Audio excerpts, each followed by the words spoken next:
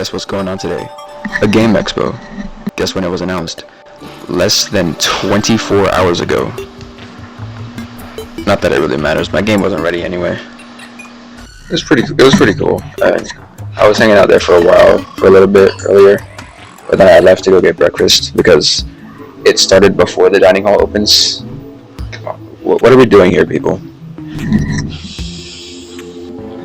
I had other plans today. I was gonna do other things. I was gonna make other videos, but I thought this would be a pretty good idea. Like, I could totally make a video out of this. I thought it'd be a good idea to like interview some people, talk to them about their games, just kind of see what's going on. I'm gonna have to make it quick though. I only have so much video space on my phone. That thing I was gonna do is gonna have to get delayed again because, again, this game expo kind of fell out of the sky, but I can still make the most of it. I want to make it very clear I'm not a games journalist. I'm actually good at video games. Everyone I interviewed was sufficiently informed that they would be part of a YouTube video, and they consented to being part of said YouTube video, so no shenanigans is going on. If they did not consent to being part of the YouTube video, I did not interview them.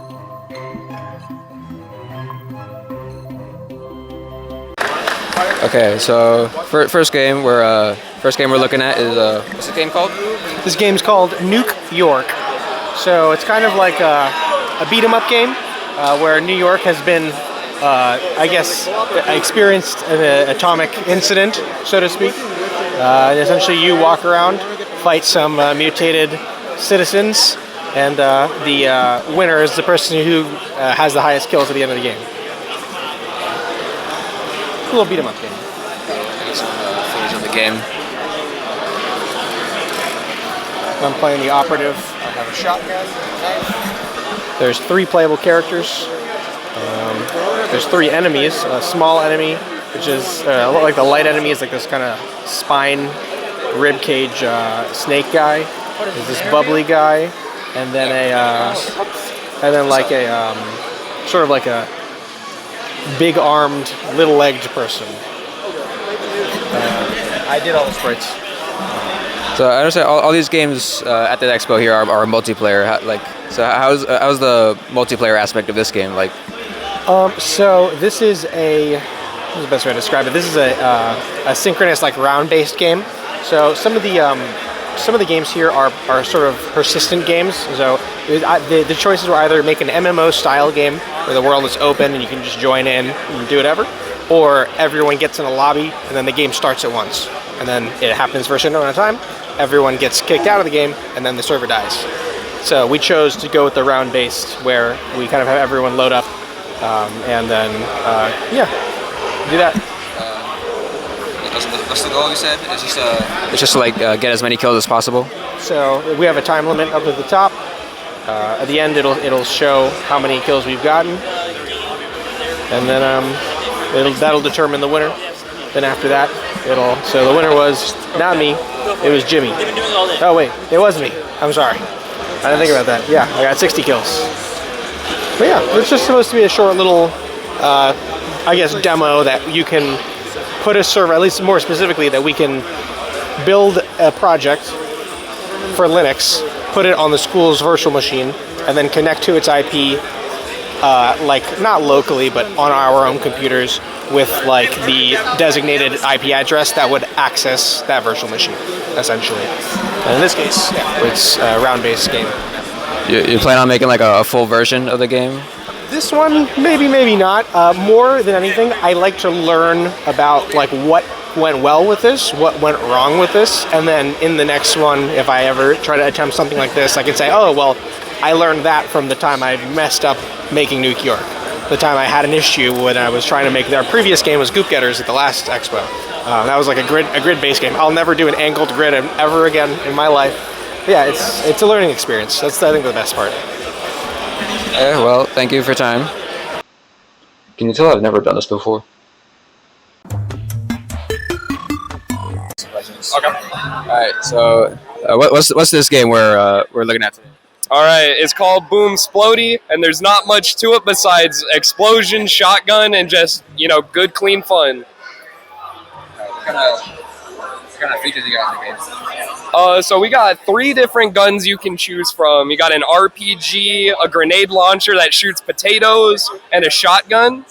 We have 10 different cosmetics you can pick from. So if you want to wear a mariachi hat or a Yankee with no brim, you got all the choices you could want. So, what's the multiplayer aspect like in this game?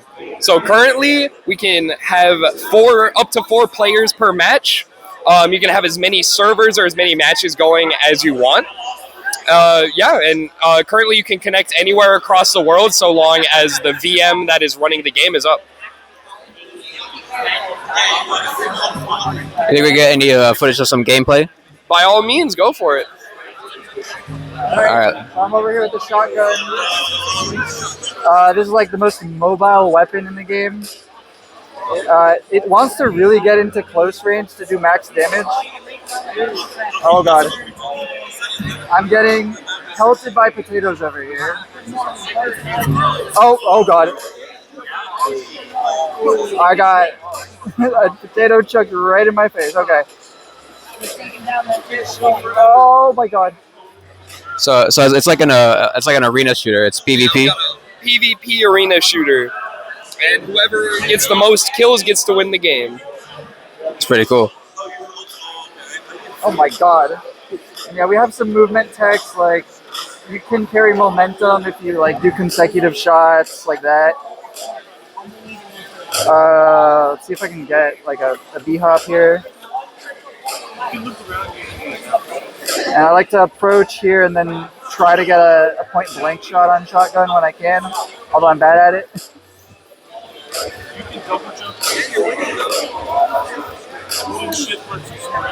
gotta get back here. You ever plan on making a full version of this game? Eventually, we'd have to restructure it from what we have now to be able to add more features, but it's definitely something we could potentially think about working on. Sounds cool. Thank you for your time. Thank you so much.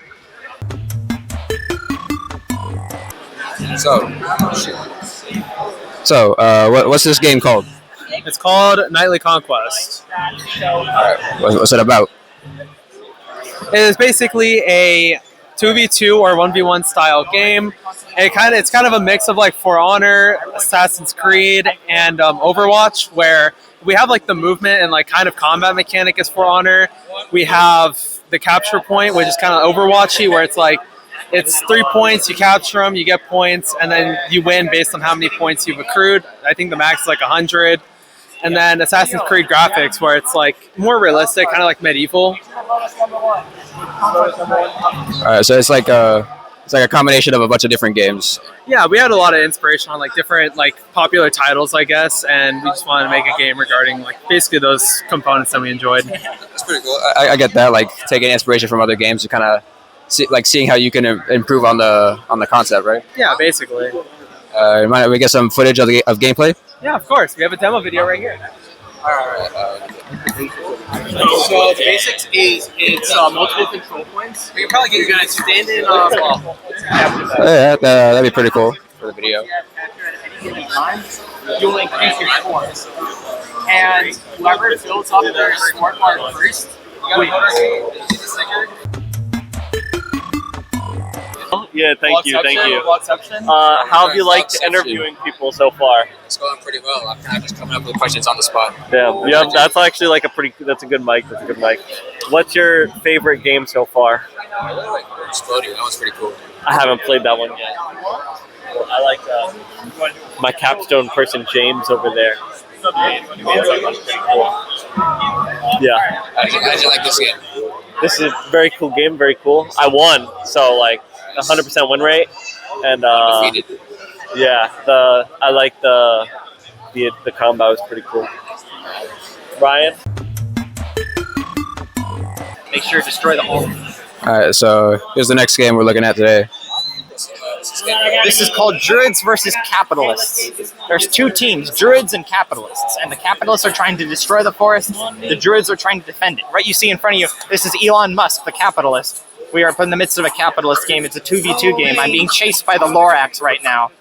And what we can do is we can chop down trees. Here, I'll chop down a tree. What's the core gameplay loop like? So the core gameplay loop, you've got the 4 players that'll be spawned. The capitalists will try to destroy the forest. The druids will try to defend the forest. And there's 6 minutes till the game goes. And so there's 6 minutes. And if the capitalists can destroy all of the trees before 6 minutes are up, they win. Else the druids win. That's pretty cool. So it's like a team kind of. Yeah, it could be played as 1v1 as well, but it's really recommended as a 2v2 game. I think the druids are faster. No. What kind of mechanics do you have in this game? Our big mechanic is just there's 2 teams and there's a lot of destruction. It's a lot of 2 teams, 2 ways to win, 2 cutting down trees, gaining points, upgrading yourself, and winning the game before it's destroyed. Not very much of an answer. You ever plan on making a full version of this game after the expo? Right now, I don't plan on it, but there are a lot of bugs that have left me with trauma, so I would like to at least fix them and get some closure. All right, seems cool. I'm dead. Who's winning right now? Looks like it's very close right now. There's about a quarter of the time left, so like a minute and a half left. And it looks like capitalists have taken down 3 of the 4 trees that they need to destroy. So that's very good. But honestly, at this point, it's still pretty much anybody's game. If we can destroy 1 more critical point, where we've basically gotten the game. So look, I'm going to chop down this large tree. Technically, I could kill any of these trees, but you see these big trees right here? They're the ones we really want to destroy. Because those, if you can destroy all 4 of those, you win. Is there any other like win condition other than the 4 big trees? Destroy every single tree in the forest. It's a little bit harder to do, but it's there. Yeah, I imagine there's a lot of trees. Like I said, the druids have a different game. This is like a really funny concept for a game. It's like nature versus like society. Mm-hmm. And speaking of which, society just won. Actually, the druids have won. But yeah, it's nature versus society, and capitalists. We want to expand. We want to expand our empire. We want to do greatness, and that's why we chop down trees and continue lumberjacking. We got money to make. That's pretty funny. Yeah. Have I earned my? Yes, you've earned your paycheck. All right. Well, thank you for your time. You're welcome. Thank you for interviewing us. All right. So what's this other game that you made? All right, so this other one is called Social Engineering Attack Simulators, capital S at the end. It stands for SCAMS. And it's an educational game that informs you about all the different attacks and vulnerabilities and cyber problems that your mobile device has. I noticed you got one right there. Goodness knows what problems it has. He's probably not wrong about that. And so it's going to educate you on 6 different cyber attacks or social engineering attacks, whichever one it is. And there's 6 levels, each one dedicated to each one of those. So what's like? So what's it like playing the game? So what's the gameplay like? Oh, so the gameplay is like, well, you press the play button, you pick whichever cyber attack you want to learn about, and then depending on which level you picked, there'll be a different set of challenges you have to overcome in order to beat it. Usually, right now, it's more of an interactive quiz, but there are some genuine game mechanics on there. Interesting. Is it like a puzzle game kind of? Yeah, kind of. It's more of like a interactive game. There's some kind of puzzly elements to it, like you got to answer the questions correctly and you got to click the correct things on the map. They're not really uber complex puzzles, but yeah, I guess it could fit in the puzzle game category. Interesting. How did you make it? How do we make it? We use JavaScript and HTML as our framework. It's a web game. It's hosted on Google Cloud somewhere, and you can join anywhere online in the world to it and we use JavaScript and HTML to do it. The CSS was covered in color. And we used WebGL to do a lot of the gameplay for some of these. So a lot of the ones that look more complex with a lot of objects moving around or a lot of objects on the screen, that was WebGL. But it's mostly just a lot of JavaScript and HTML forms. I understand that most of the games here are multiplayer. Is this one also multiplayer? No, this one is not multiplayer. It's one of the few that isn't. It relates to a research discipline called digital game-based learning. It proved its effectiveness. It aims to educate through gamification. And 2 key ingredients for successful digital game-based learning are personalization and scaffolding. So In the future, this game will be personalized such that the complexity level of questions and type of questions will be determined by the profile of the player. Yeah, so if, like, let's say there's really good at some of the levels, it'll make those levels much more harder as they're playing it. And if they notice that they're suddenly doing very poorly, they'll make the difficulty even easier, because that way, it's kind of the idea is you learned a lot of the cybersecurity concepts, so we're going to make it even harder for you because you're clearly an expert, so we're going to make it more difficult for you. It will not be too difficult for a beginner, and it will not be too boring for an experienced player. That's pretty cool. So it's got like adaptive difficulty. Mm-hmm. Is that like hard to implement? We have a few ideas on how to do it, but if we start throwing machine learning into that, it might get more difficult. Sounds pretty cool. All right. Well, thank you for your time. You're welcome. Thank you. So what's this game called? This is called Direct Defense. It's a Game Boy game that I made for the Game Expo. So, what's the gameplay like? The what? Sorry. The gameplay. Oh, the gameplay. So it's a tower defense genre. So it involves placing towers to defeat the incoming enemies. But the twist on it is that you can direct the cannonball projectiles in different directions. It's kind of why it's called direct defense, except it's kind of indirect defense as like an inside joke. So you have to use these things called bumpers to change the cannonball's direction and make sure that they're going towards the enemies, and it just helps you get good value out of each and every cannonball. Interesting. What kind of like tower units do you have in the game other than the cannon? So the cannon is the only one that shoots projectiles, but you also have the TNT, which explodes nearby enemies within a certain radius. You have the bumper, of course, and then you have the splitter, which is a unique mechanic to level 2, which splits a cannonball into 3 more cannonballs in 3 different directions. So if you use it correctly, you can get a lot of coverage. Interesting. You ever planning on making like a full version of this game? I would like to work on it some more. Me and my teammate specifically mentioned some plans that he has to add to the game.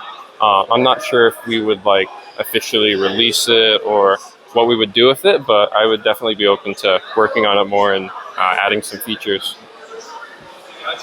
All right, seems pretty cool. If I get some gameplay footage. Sure, go ahead.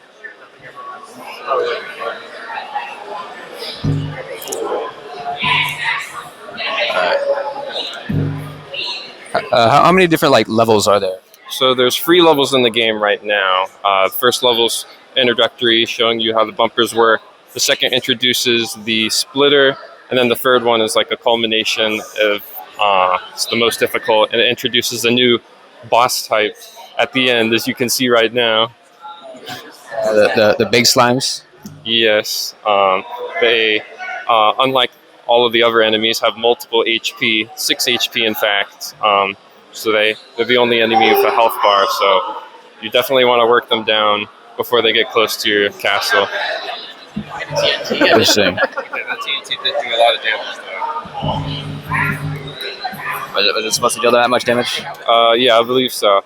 It's just I'm using the TNT a little less often than like the bumpers and the cannons. So sometimes I forget like how much damage that it deals in comparison. Oh, and I think you just won. Oh, nice. You're the second finisher. Congratulations. So, how did you make the game? So I made it, or I started it for the Game Jam, the Florida Poly Game Jam in February. We made it with the theme of chain reaction. So I came up with the idea of like chaining your projectiles from your tower defenses to try and get it towards the enemies as a twist on the tower defense. And I made it with 2 other teammates. Initially, it was in Game Boy, or for the Game Boy Color. We made it with C and assembly, with some of my teammates' help and expertise on that. But we ported it to the Game Boy Advance over the last month or so, and then now we're doing it in C++ and C. Never heard of anyone here making like Game Boy games. How was that like? Like, was it like any harder to make it on such an old console? Yeah, there's definitely some limitations. Like a lot of moments during development, there were a lot of crashes just from like index out of bounds things or memory things or just having too much stuff on the screen at once. It's like a lot more fragile compared to more modern engines and modern things like that. So you have to be very cautious of how you're using the memory and how many sprites you have on the screen at once. So we had to kind of optimize the code and keep those things in mind while developing it. That's pretty cool. All right, well, thank you for your time. All right, thank you for the interview. All right, so what's this game called? This game is called Coco Coliseum. All right, so what's the gameplay loop like? You summon a wave of enemies and then have to try and knock them off of a podium and into the water with physics-based combat. And then you get upgrades and rinse and repeat. This is cool. Got some footage of gameplay. Footage of gameplay? Oh, yeah. Okay, so the audio for this clip appears to be missing. I actually have no idea what happened to it. But this is what the game looks like. I don't remember if I asked him any more questions. But yeah, I still wanted to include it. So here it is.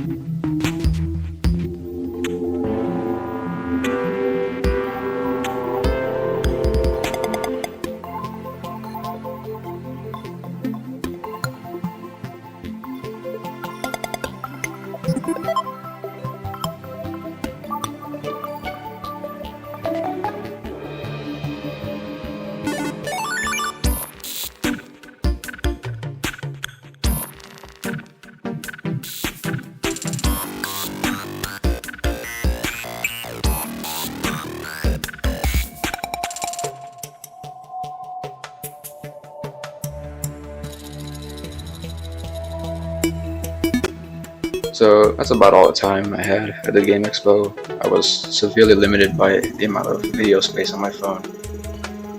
I don't know, maybe next time I'll come more prepared. You know, if they decide to tell us about it beforehand.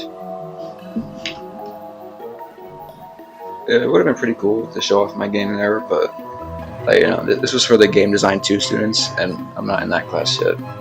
I could have signed up as like an independent team, but you know, this was very short notice because they announced this yesterday, bro. This actually pissed me off, bro. Like, what are we, dude? I literally didn't even know it was happening until like less than 24 hours ago. I'm not a journalist. I kind of just came up with this video idea on the spot. I was there, and then I left to go eat breakfast, and I was like, yo, it'd be cool if I like interviewed people about their games. And then I went and did it. Yeah, I was kind of just making stuff up as I went along. Man, this is why I don't use Facecam, bro. This is the last time I'm ever gonna do this. Oh, warhead, you should totally use AI. You should, you know, if you're computer science, they're gonna take your job anyway, so you might as well give them your job. You should have the clankers make the game for you. What if I just appeared in the corner of your room in the middle of the night? How would you like that?